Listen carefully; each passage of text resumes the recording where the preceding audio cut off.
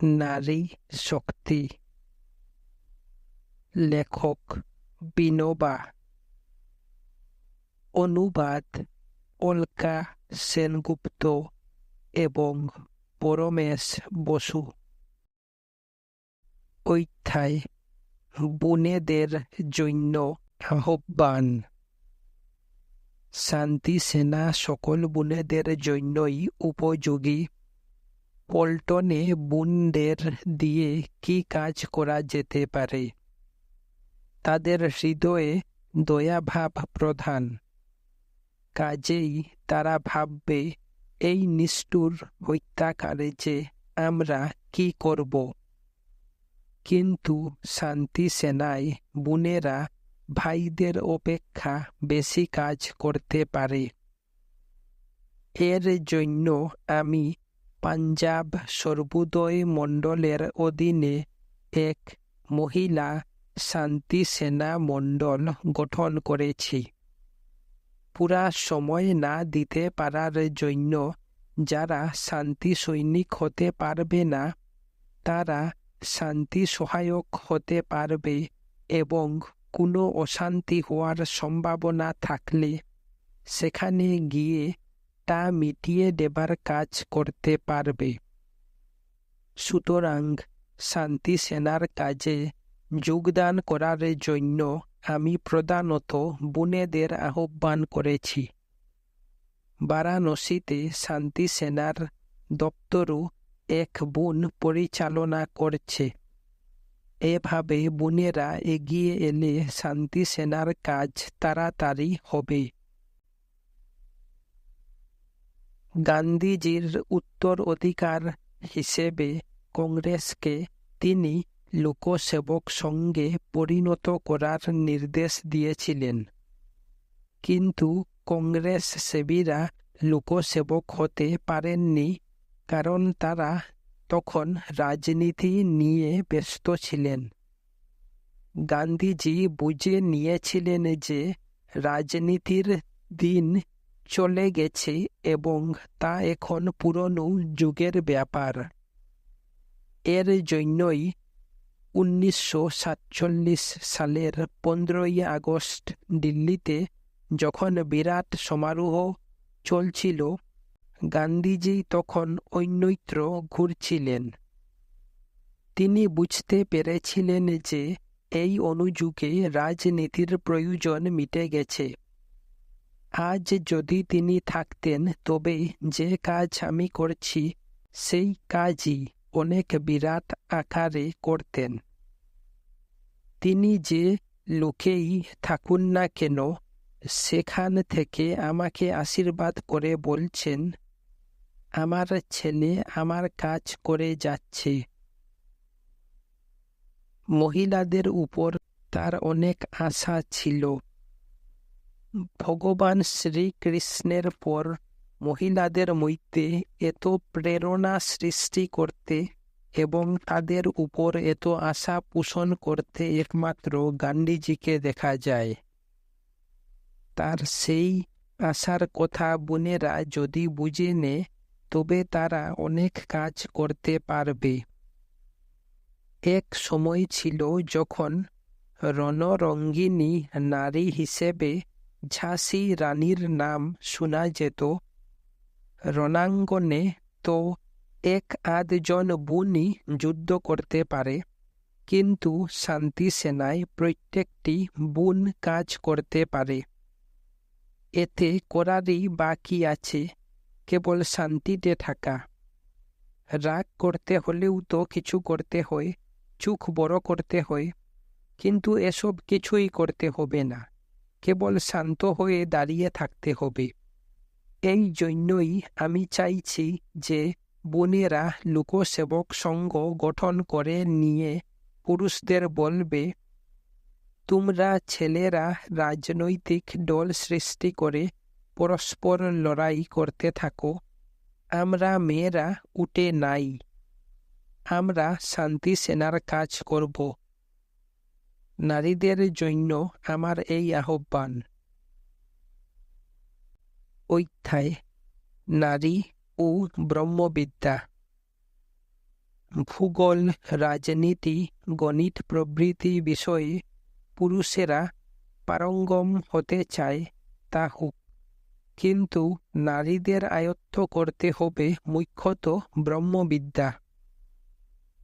আমি কস্তুরবা সংস্থার বোনেদের দৃষ্টিও এদিকে আকৃষ্ট করেছি। আমি তাদের বলেছি, তোমাদের উপর শিক্ষার ভার রয়েছে, কিন্তু তোমরা যে শিক্ষা দিচ্ছ তাতে ব্রহ্মবিদ্যার অভাব থাকার দরুন সে শিক্ষা কোনো কাজে আসবে না।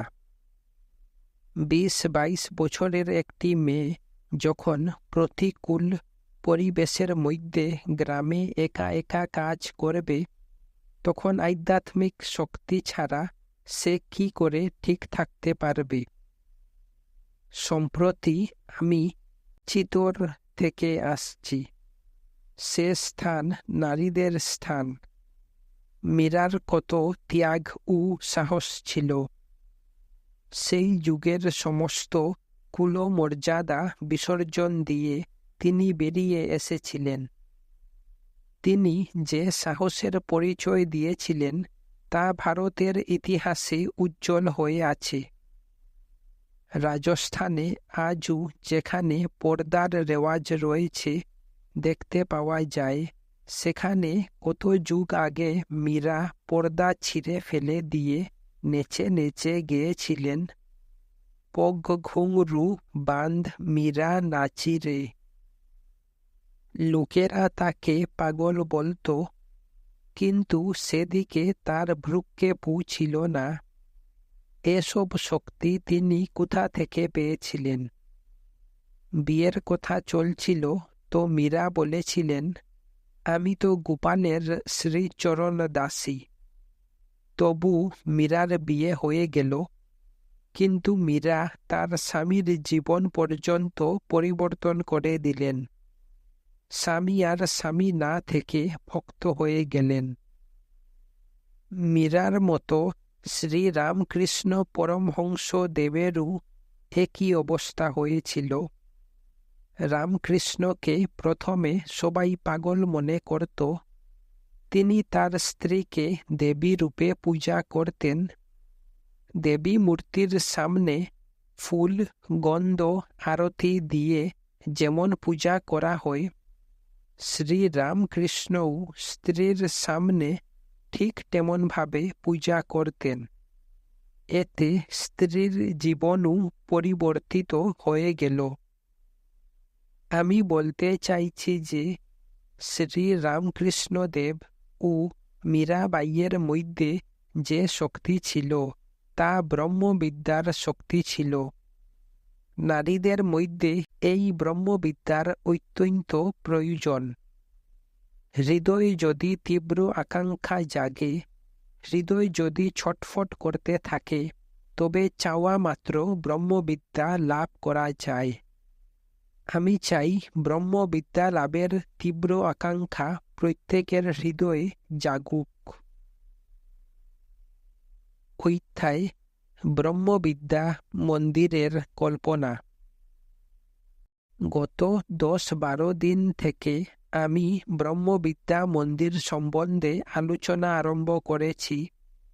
আমার মনে এই বিচার 4-5 বছর ধরে চলছিল।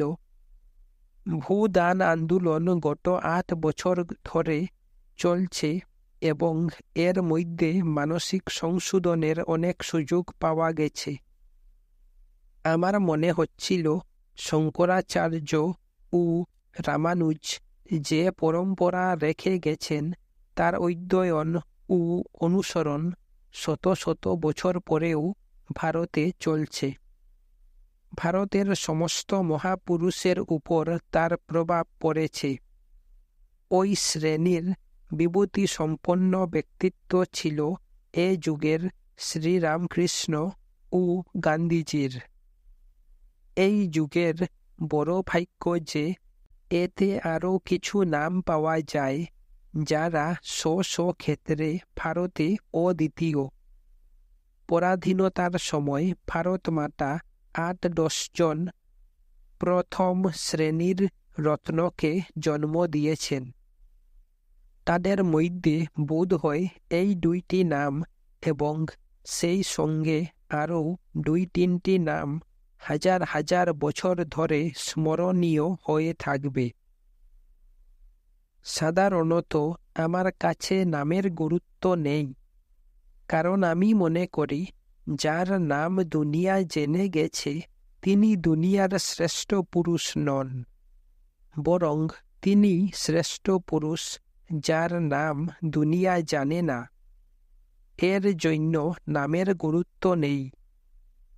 তাহলেও শঙ্করাচার্য রামানুজের পরম্পরার মতো জ্ঞান পরম্পরার অধিকারী ছিলেন গান্ধীজি, যার সঙ্গে আমার ব্যক্তিগত পরিচয় ছিল।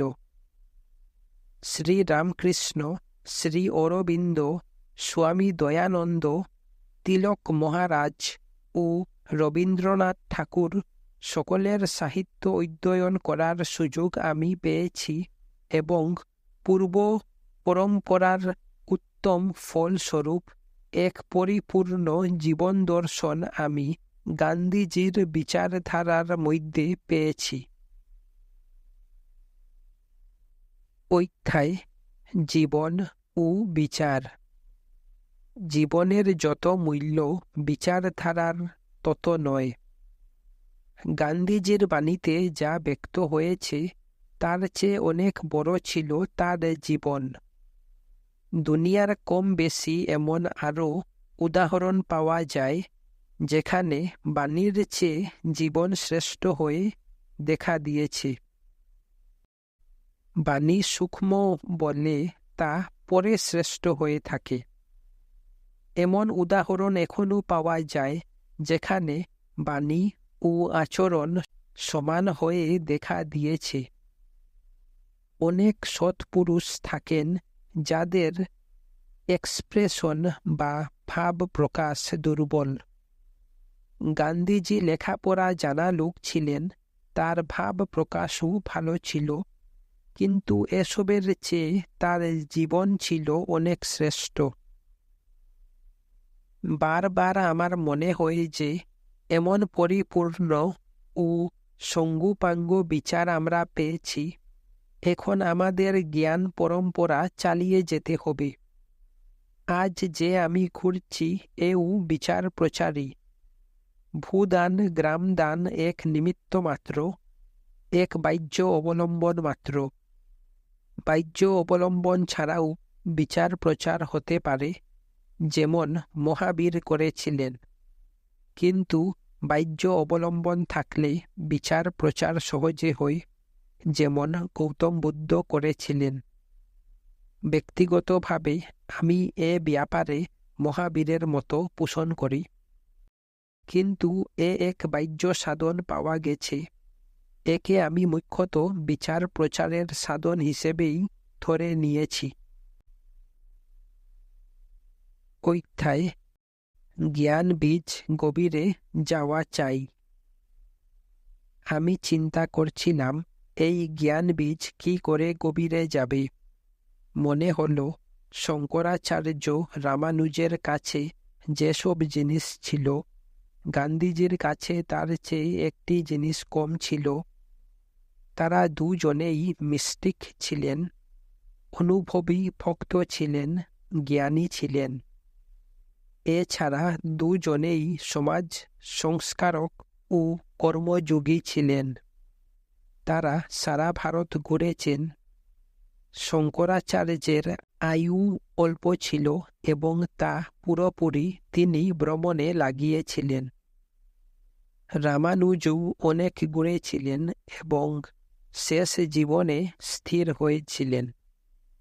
তবু জীবনের সমস্ত দিক হতে নেওয়ার প্রয়োজন তাদের ছিল না, এ যুগে যেমন তার প্রয়োজন হয়েছে। পরাধীনতার দরুন স্বাধীনতা লাভের কাজ গান্ধীজিকে হাতে নিতে হয়েছিল। এর ফলে কর্মযুগের বেশি অংশ তাতে ব্যয়িত হয়েছে। শঙ্কর রামানুজ অবশ্য এই সুযোগ পাননি, কিন্তু সুযোগ পেলেও এতে একটি ন্যূনতাও থেকে গেছে। সমস্ত ধর্মের সার তত্ত্ব অহিংসা, সত্য প্রবৃত্তিকে আমরা গ্রহণ করেছি, কিন্তু সেসবের মূলে যে ব্রহ্মবিদ্যার বুনিয়াদ রয়েছে তা অলক্ষ্যে থেকে গেছে। ব্রহ্মবিদ্যাকে তুলে নেওয়া হয়নি। অধ্যায় ব্রহ্মবিদ্যাই বুনিয়াদ।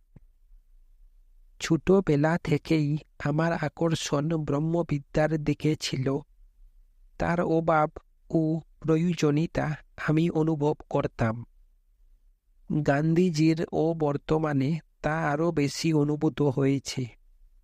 আর এখন তো দৃঢ় নিশ্চয় হয়ে গেছে যে আমাদের বুনিয়াদ যদি ব্রহ্মবিদ্যা না হয়, তবে এসব উপরকার জিনিস টিকবে না। অন্তত পক্ষে ভারতে তো টিকবেই না, কারণ ভারত ভূমি তত্ত্বজ্ঞানের ভূমি। যীশুখ্রিস্ট এ পর্যন্ত বলে শান্ত হয়ে গেলেন, লাভ দাই নেইবর এজ দাই সেলফ। ওই তত্ত্বজ্ঞানের বিস্তার তিনি করলেন না। তিনি যদি কেবল অতটুকুই বলতেন, লাভ দাই নেইবর অথবা লাভ দাই সেলফ, তবে যথেষ্ট ছিল। কিন্তু তিনি বলেছেন, নিজের প্রতিবেশীকে তেমনি ভালোবাসো যেমন নিজেকে ভালোবাসো। প্রতিবেশীকে ভালোবাসা ব্যবহার ধর্ম।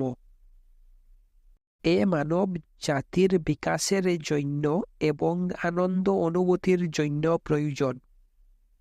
কিন্তু তিনি নিজেকে যেমন প্রতিবেশীকেও তেমন ভালোবাসতে বললেন।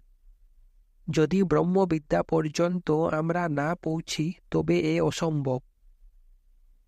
মা সন্তানকে বোধ হয় নিজের চেয়েও বেশি ভালোবাসেন, অন্তত নিজের মতো ভালো তো বাসেনি। এর জন্য তার ব্রহ্মবিদ্যার প্রয়োজন হয় না, কারণ সন্তান তো তার শরীরেরই এক অংশ, কিন্তু আত্মা এক। এই অনুভূতি ছাড়া যিশুর উপদেশ অনুসরণ করা সম্ভব নয়। ভারতে যদি কেউ বলেন, প্রতিবেশীকে ভালোবাসো, তবে সঙ্গে সঙ্গে প্রশ্ন করা হবে, কেন? ভালোবাসতে হবে কেন? এর কারণই বা কি? এসব প্রশ্ন আসবে। কারণ এ ভূমি ব্রহ্মবিদ্যার ভূমি। এর উত্তর গীতা দিয়েছে, উপনিষদ দিয়েছে। আজই আমার কাছে একটি বই এসেছে, রাধাকৃষ্ণ উপহার স্বরূপ পাঠিয়েছেন। বইয়ের শুরুতে গান্ধীজি সম্বন্ধে একটি কথা আছে। বইটি গান্ধীজিকেই সমর্পণ করা হয়েছে। কথাটি হচ্ছে, সারমন অন দি মাউন্ট আমাকে এত সমাধান দিতে পারেনি যা গীতা দিয়েছে। এর কারণ অন্য কিছু নয়। উভয়ে একই জীবনধর্ম শিক্ষা দিয়েছে, কিন্তু সেই জীবনধর্মের বুনিয়াদ যে ব্রহ্মবিদ্যা, তা গীতায় পাওয়া যায়। অধ্যায় বিচারের অখণ্ড ধারা। এ জন্য আমার মনে হচ্ছিল যে আমাদের আন্দোলনে কিছু অল্পতা থেকে গেছে। এ আয়ত্ত না করতে পারলে আমাদের এ বিচার অখণ্ড ধারায় প্রবাহিত হতে পারবে না। এ এক শ্রেষ্ঠ বিচার এবং তা দুনিয়ার সৎ ব্যক্তিদের প্রেরণা দেবে, এ আলাদা কথা। কিন্তু এতে যেভাবে এর ধারা প্রবাহিত হওয়া দরকার তা হবে না। সেই জন্য আমি মনে মনে এই নির্ণয় করলাম, আমার মধ্যে সেই শক্তি আছে কি নাই তার বিচার না করেই ব্রহ্মবিদ্যা মন্দির শুরু করে দেয়া হোক। শক্তির চেয়ে ভক্তি শ্রেষ্ঠ। আমার মধ্যে হয়তো তত শক্তি নাই, কিন্তু বিচারের উপর আমার ভক্তি অবশ্য আছে। এই ভক্তির উপর নির্ভর করে ব্রহ্মবিদ্যা মন্দির প্রতিষ্ঠিত হতে চলেছে। স্থানের আগ্রহ আমার কখনো ছিল না। ভবিষ্যতে স্থানের পরিবর্তন হতেও পারে, নাও হতে পারে। এখন ব্রহ্মবিদ্যা মন্দির পরম ধাম পাউনারে প্রতিষ্ঠিত হবে। অধ্যায় মন্দিরের দায়িত্ব নারীদের। আমার এও মনে হয়েছে যে এরূপ আশ্রম প্রতিষ্ঠার সমস্ত ব্যবস্থাপনা বোনেদের হাতেই থাকা উচিত। এরকম এক তৃষ্ণা আমার মনে ছিল। নারীদের সাধনা সর্বদা গুপ্ত থেকে গেছে। তাদের প্রভাব কোনো না কোনো ব্যক্তির উপর নিশ্চয়ই পড়ে থাকবে, কিন্তু সেই সাধনা সর্বসাধারণ্যে বিকশিত হওয়ার অত্যন্ত প্রয়োজন রয়েছে। নয়তো শুধু পুরুষের দ্বারা বিশ্বশান্তি সম্ভব নয়। ব্রহ্মবিদ্যায় নারী পুরুষের ভেদ নাই, এর মধ্যে উভয়ই থাকবে। এই যুগের দাবি। বুদ্ধদেব তো প্রথম নারীদের প্রবেশ অধিকারী দিতে চাননি, পরে যাও দিয়েছেন তাও বলে দিয়েছেন, আমি এক বিপদের ঝুঁকি নিলাম। কিন্তু তা হলো পুরনো যুগের কথা। আমি তো পুরুষদের সঙ্গে যদি নারীদের স্থান না থাকে তবে তাকেই বিপদ বলে মনে করি। তাতে ব্রহ্মবিদ্যা অসম্পূর্ণ থাকে, ব্রহ্ম খণ্ড খণ্ড হয়ে যায়। আমি মেয়েদের হাতে ব্রহ্মবিদ্যা মন্দিরের ব্যবস্থাপনার ভার দিয়ে ব্রহ্মকে আবার টুকরো করতে যাচ্ছি না। যুগের প্রয়োজন রয়েছে, তাই সঞ্চালনের ভার মেয়েদের হাতে থাকলে তা সুরক্ষিতই থাকবে। সহজভাবেই আমি এই বিচার আমাদের রাজাম্মার কেরলের মহিলা কর্মীর কাছে ব্যক্ত করেছি। এই বিচারটি তার ভালো লেগেছে। যদি পছন্দ নাও হতো, তবু আমার কল্পনার আশ্রমের প্রতিষ্ঠা হয়ে গেছে এরকম আমি মনে করতাম। আমি বলেছি, এ বিচার যদি তোমার পছন্দ হয়ে থাকে তবে যেসব বোনেরা 6-7 বছর ধরে ভূদান যজ্ঞের কাজ করে আসছে তাদের সঙ্গে আলোচনা করো। রাজাম্মার ব্যক্তিগত সম্পর্ক ও চিঠিপত্র লেখার ফলে 5-7টি বোন ব্রহ্মবিদ্যা মন্দিরে এসেছে। অধ্যায় সহযোগিতার আবেদন। বন্ধুদের কাছে আমার এই প্রার্থনা যে তারা যেন এই কাজে যতদূর সম্ভব সাহায্য করেন। ব্রহ্মবিচারের বুনিয়াদ সম্বন্ধে আমার যে বিচার, তার সংশোধনের প্রয়োজন আছে। সেই সংশোধন হোক বা না হোক, আমরা যেন তা বুঝে নিয়ে আমাদের জীবন সেদিকে ঘুরাবার চেষ্টা করি। আমাদের বন্ধুরা বাহ্যিক প্রয়োজনীয় সাহায্য যা দেবার তা দিন, কিন্তু তার বোঝা যেন কেউ অনুভব না করেন। অধ্যায় পরিশিষ্ট। নারী শক্তির প্রথম সংস্করণ প্রকাশিত হওয়ার পর থেকে এ পর্যন্ত ভারতে নারী শক্তি বিকাশের একটি বিশেষ ধারা স্পষ্ট হয়ে উঠেছে, যার স্বরূপ বৈজ্ঞানিক ও ঘটনাত্মক। প্রধানত পৌনার ব্রহ্মবিদ্যা মন্দিরের সাধিকারা এর নেতৃত্ব গ্রহণ করেছেন। তাদের প্রচেষ্টায় অখিল ভারত সর্বোদয় সমাজ সম্মেলনের মধ্যে মহিলা সম্মেলনও একটি স্থান করে নিতে পেরেছে। 1973 সালে ভারত জুড়ে যে নারী শক্তি জাগরণ সপ্তাহ পালিত হয়েছে, তা নারী পুরুষ নির্বিশেষে সকলের দৃষ্টি ও শ্রদ্ধা আকর্ষণ করতে সক্ষম হয়েছে। গত মার্চ 1974 মাসে ব্রহ্মবিদ্যা মন্দিরে অখিল ভারত নারী শক্তি সম্মেলন হয়ে গেল। ভারতের প্রধানমন্ত্রী শ্রীমতী ইন্দিরা গান্ধী এতে অংশগ্রহণ করেছিলেন। সম্মেলনের দ্বিতীয় দিন 9 মার্চ বিনোবাজি এবং ইন্দিরাজি ভাষণ দেন। প্রাসঙ্গিকতার দিকে লক্ষ্য রেখে ওই দুটি ভাষণেরই সংক্ষিপ্ত অনুবাদ এখানে দেওয়া হল।